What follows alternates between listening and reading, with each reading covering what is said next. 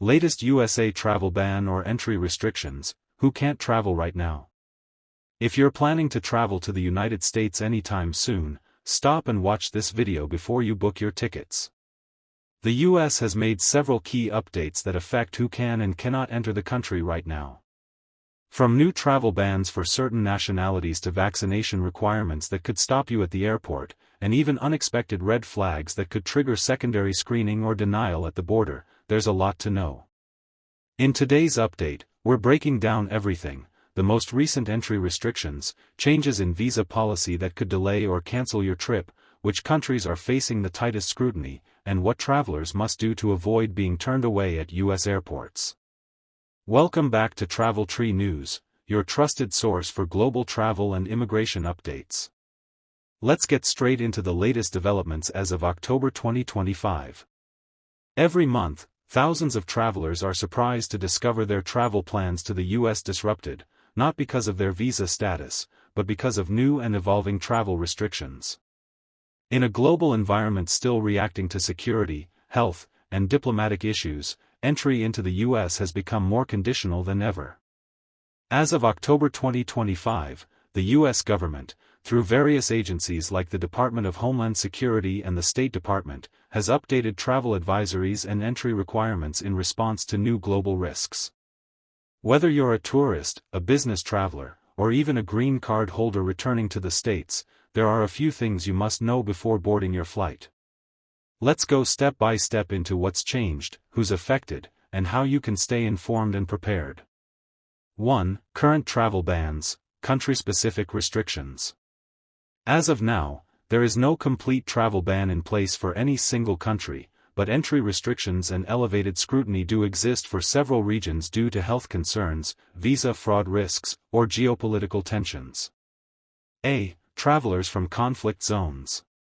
Travelers from countries currently experiencing armed conflict, such as Syria, Yemen, and parts of Sudan, may face additional screening or temporary visa suspension. While not an outright ban, many applicants are seeing extended administrative processing times or repeated interview delays. This affects even those applying for visitor visas or coming for family reunification. B. Enhanced scrutiny for certain African and Middle Eastern countries. Countries like Nigeria, Somalia, Iran, and Iraq continue to be on the State Department's list for enhanced vetting. Nationals from these countries are not banned, but they often undergo longer visa processing and, in some cases, face increased refusals based on security-related grounds. C. Venezuela and Cuba. Political tensions with Venezuela and Cuba have led to limited visa services, with many U.S. embassies in those countries operating at reduced capacity. For Venezuelans, especially, B1/B2 tourist visa issuance remains extremely restricted. D. Additional health screenings. Travelers arriving from regions currently experiencing outbreaks of diseases like Ebola or Marburg virus may be subject to airport health screenings or mandatory quarantine depending on CDC advisories. These rules apply particularly to flights connecting from Central African nations. 3. ESTA denials and visa waiver program restrictions. If you're from a visa waiver program, VWP, country like the UK, France, Germany, Japan, or Australia, you're likely used to entering the US through ESTA authorization. However, here's the catch: if you've traveled to Iran, Iraq, Sudan, Syria, Libya, Somalia, North Korea, or Yemen since March 2011, you are no longer eligible for ESTA and must apply for a visa instead. Many travelers are unaware of this clause and get denied boarding at the airport or turned away at the US port of entry. Always double-check your eligibility before assuming you can enter on ESTA, especially if you've visited high-risk regions in the past 10 to 15 years. 4. Green card holders and re-entry issues. Many assume permanent residents of the US, green card holders, can travel freely, but that's not always true.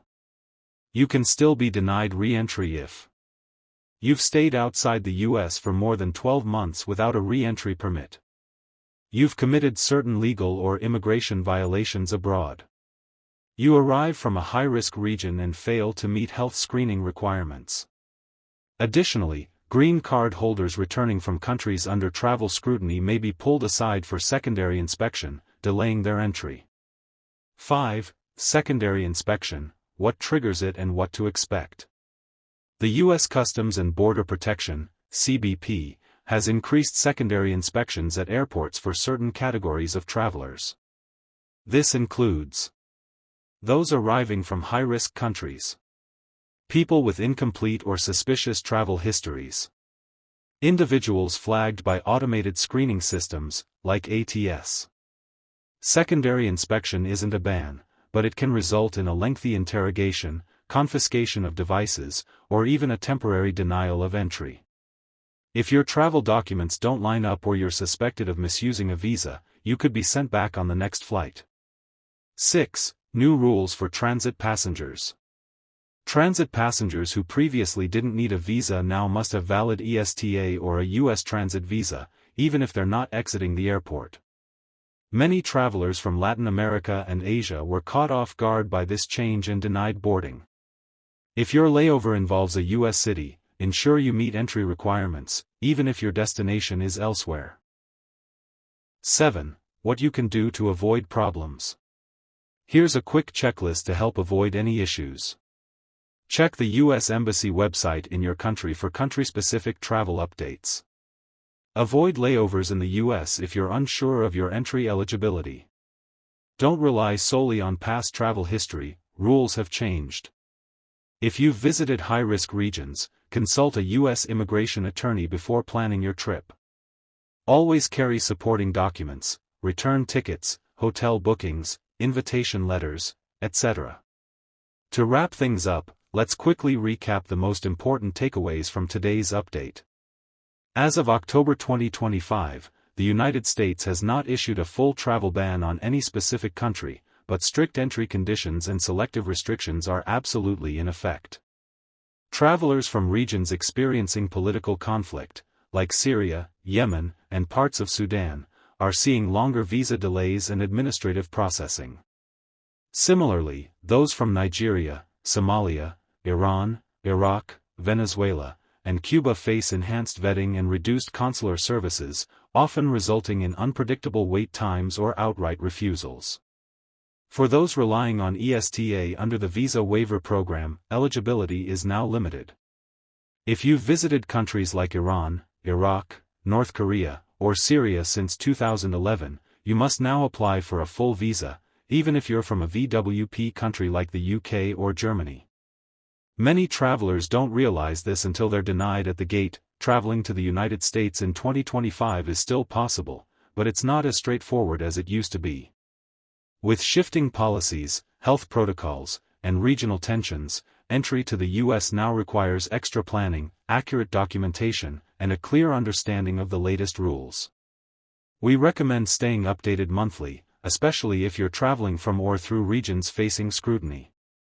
That's all for today's update from Travel Tree News.